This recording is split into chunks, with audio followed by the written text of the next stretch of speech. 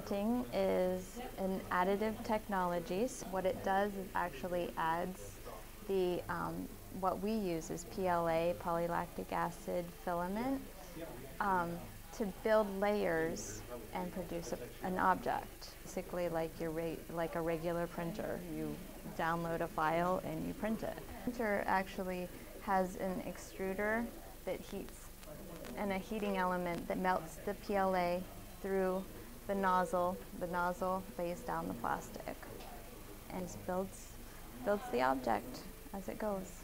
My favorite object that I've made is a prosthetic hand.